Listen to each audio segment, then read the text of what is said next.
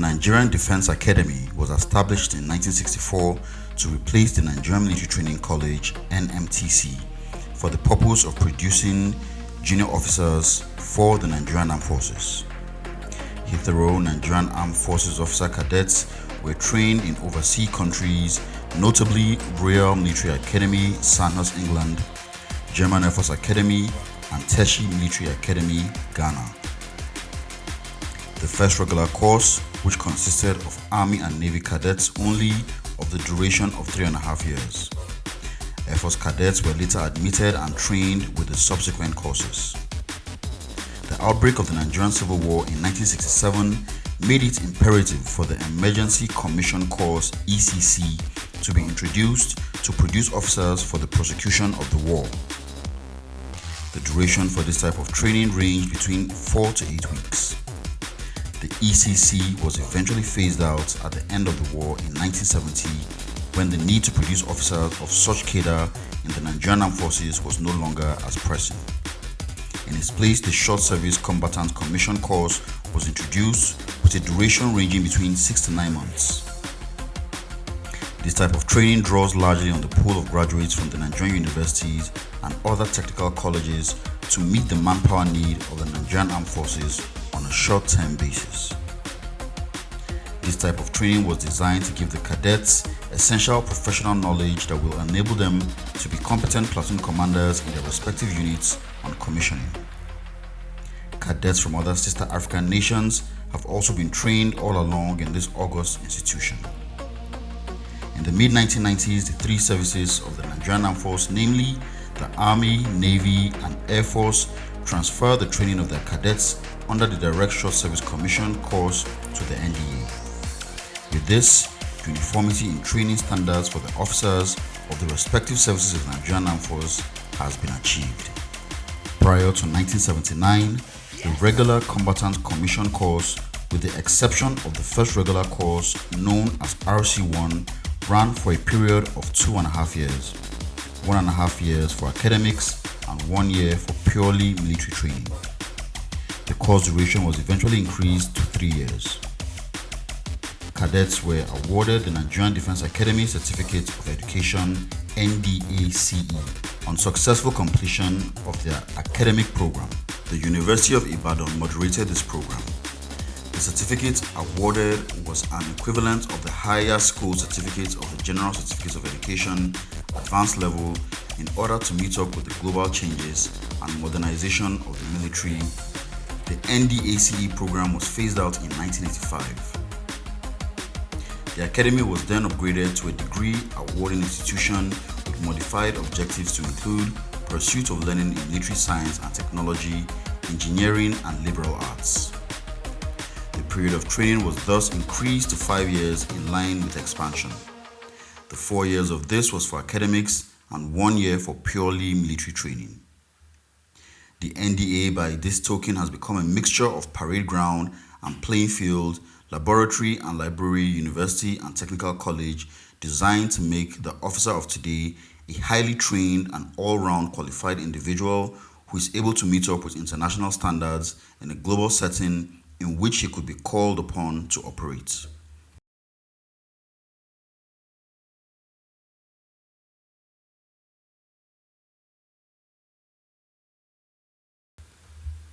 On the 3rd September 1967, 45 Nigerian young men were admitted into the Nigerian Defense Academy (NDA) Kaduna as officer cadets.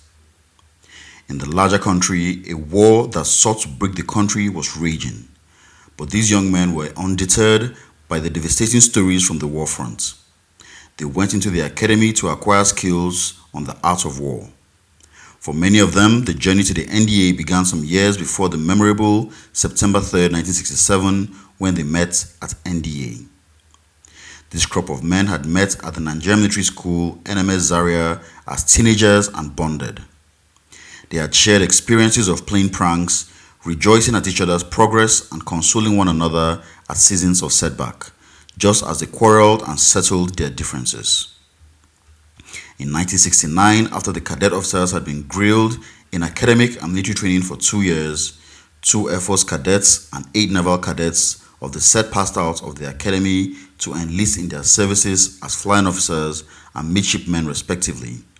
They were Cadet Osibo BF and Cadet Sakaba AA for the Air Force. For the Nigerian Navy, there were Cadet Ahigbe MO, Cadet Ariola IS, Cadet Arokodari WO, Cadet Babatunde MB, Cadet Eyitayo R, Cadet Okoja AOS, Cadet Pobeni FBI, and Cadet Umor SJ. However, the other 34 cadets who opted for services in the Army were still in the academy to fulfill their academic and military training. This separation did not break the bond of brotherhood and friendship, as the lines of communication between those who left as flying officers and midshipmen as well as the Army cadets remained open. Through letters, telephone, and telegrams, as well as other means of communication available in those days, they continued to share their experiences and helping each other. In our 3 years in the Nigerian Defense Academy, I remember 3 of my colleagues who soon after graduation went to a very posh restaurant in Apapa to eat. Midway through the meal, they discovered that none of them had any money in their pockets.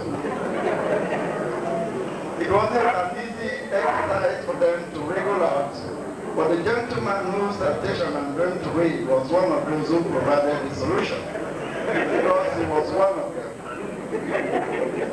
In tenure in the academy, he claimed to be a very sound person in French, and unfortunately there was a French gentleman who was sitting not too far away from them and conversing in French with another lady. My friend quickly told his other colleagues that that man was insulting all of them in French. You can imagine what happened thereafter. The tournament that took place made the hotel restaurant or the owner of the restaurant to ask all of them to please just leave the hotel.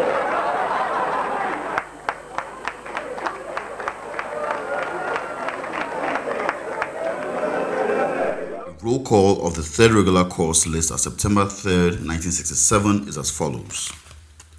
Cadet Adisa AK, Cadet Afakria BL, Cadet Ajibade OB, Cadet Ahigbe MO, Cadet Alao MO, Cadet Aliu S, Cadet Ariola IS, Cadet Aro D, Cadet Arokodari WO, Cadet Babatunde MB, Cadet Balogun MA, Cadet Bemana WG, Cadet Egba CE, Cadet Enonoche I, Cadet Eyitayo R, Cadet Fakunle OB, Cadet Garuba C, Cadet Ideho MO, Cadet Itete D, Cadet Kazir AJ, Cadet Madaki N, Cadet Madugu MI,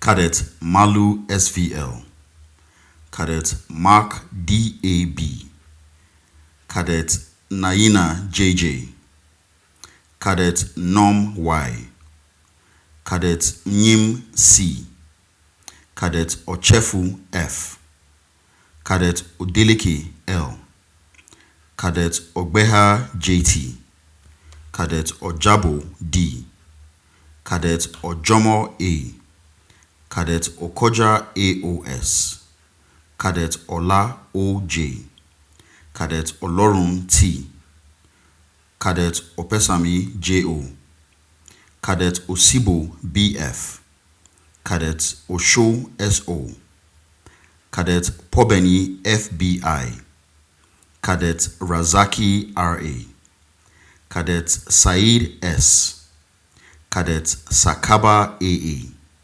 Cadet Shelpidi TM, Cadet Uga G, and Cadet Umor SS.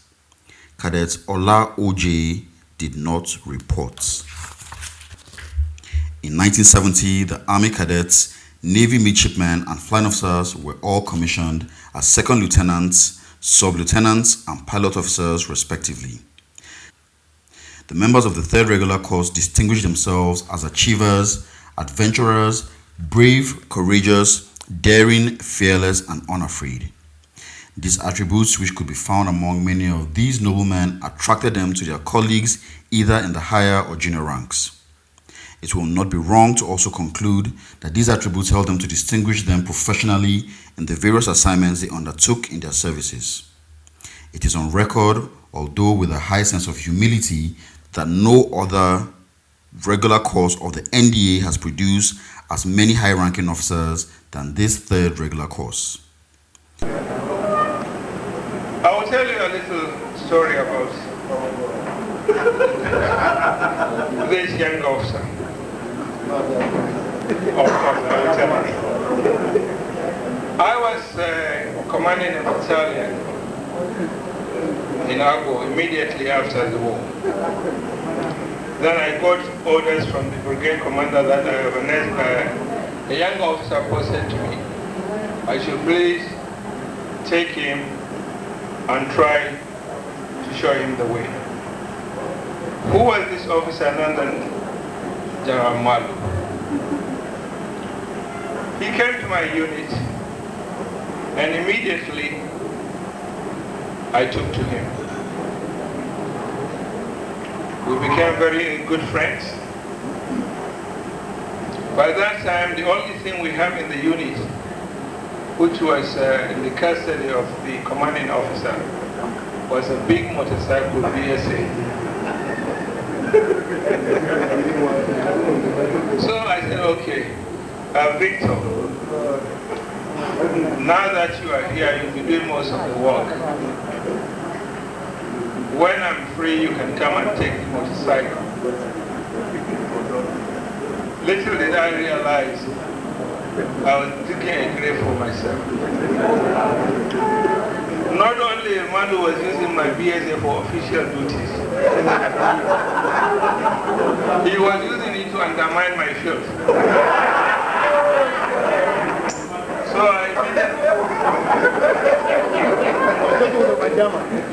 So I immediately withdrew those privileges.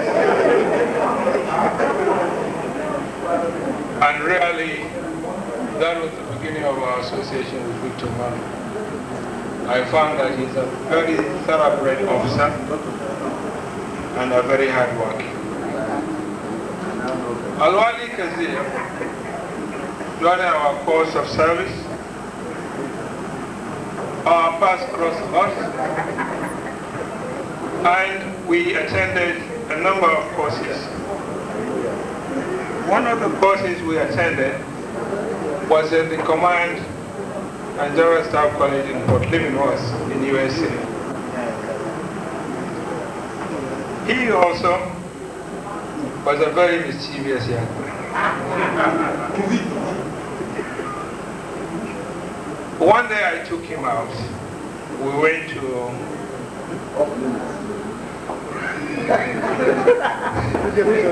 a wine shop. Then the wine seller was very hostile to me. He said, what the hell do you think you're doing? You want me to lose my license? Why do you bring me a minor?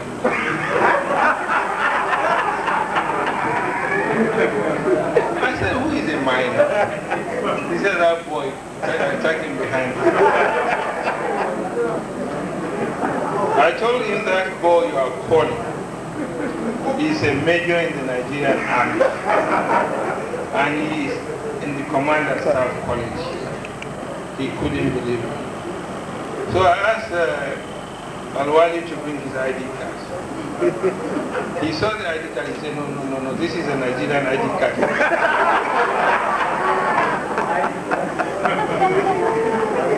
So he brought his for living one ID card. So he came out from the office. He said, are you really the one? Then they became friends. I think for that, up to the end of our course, for every weekend he had a free bottle of wine. Well, as to Mike, like you all know, Mike has been very attractive officer. Our ways passed, although he was in the Navy. After the time, he served as the Chief of Naval Staff when I was the Chief of Defense Staff. And finally, he became my Chief of General Staff. He is an officer I found very, very reliable. I felt very comfortable when he was my Chief of General Staff. And I have no any iota of doubt he was a very, very loyal officer to the corps. I'm just going down through the list. General J.T. Okweha, Brigade.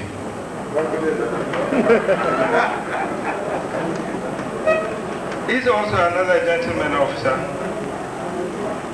whom our paths crossed during our service years, followed by David Bonaventure Mark, who was in the United States and he left a mark. Well, you'll find out. Followed by General Norm, who is a gentleman who served with me in the defense headquarters. So was Osibo as well. Ojomo, who was an engineer officer, did a lot of engineering work with us. And I'm just learning that here he has migrated to Niger State. And I'm finding him here. So David, you have really made a mark that